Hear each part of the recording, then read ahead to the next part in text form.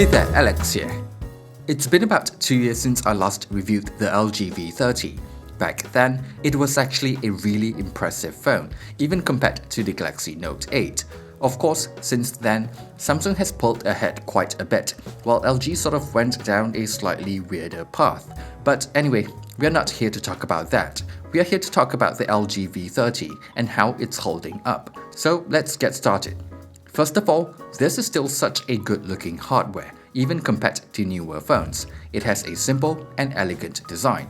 This was also before we started getting notches on LG phones, so personally, I think this is still the best-looking LG phone around.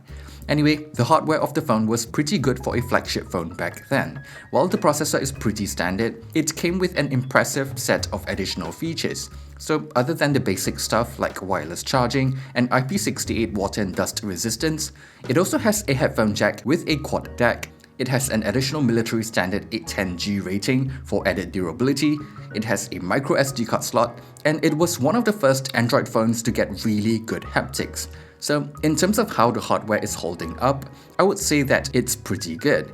I have no issues playing games on it, app still runs well, the screen looks good enough for media consumption, it works great as a music player because of the quad DAC, and I can bring it out for a jog without worrying much about durability. Even the cameras are sort of decent. The main camera is still able to take good-looking photos in daylight. The Auto HDR can struggle a little in challenging lighting conditions, but it's still usable. It doesn't have a dedicated night mode, but it has this bright mode which kicks in when needed, and it works well enough. It also has a wide-angle camera which is still really fun to shoot with. It doesn't perform as well as newer Samsung phones, but it's still decent in good lighting. Video capture is quite good as well, especially when you consider the audio quality, the ability to switch to the wide-angle camera during recording, and the additional controls that manual mode provides. The weakest link here is just the front camera. It's passable in good lighting, but anything other than that just looks underwhelming. Overall, it's not quite as good as even mid-range devices these days, but it's still a decent enough camera. I also have a couple of other things that I wished could be better. First of all, while the battery can get me through a day of use just fine, it's not as lasting as I would have liked. 3300 mAh isn't really that big, even by 2017 standard. The next would be the speaker, which doesn't really sound that good. It's bottom firing and it sounds quite tinny. But the biggest complaint that I have is by far LG's software. The software design looks really dated, I can see a bit of stutter every now and then, and it's still running Android 8.0. By the way, even the Galaxy S8, which is an older phone, has gotten Android 9 already.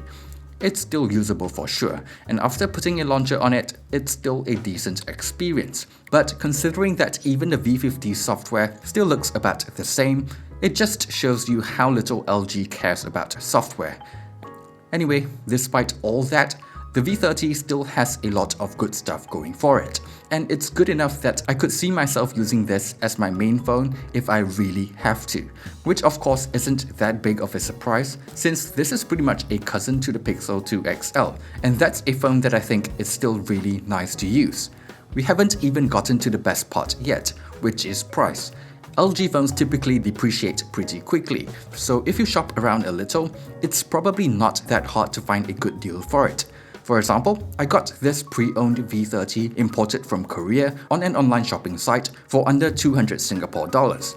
That's only about 150 US dollars. So yeah, if you can find a good deal for the LG V30, it's definitely still worth it.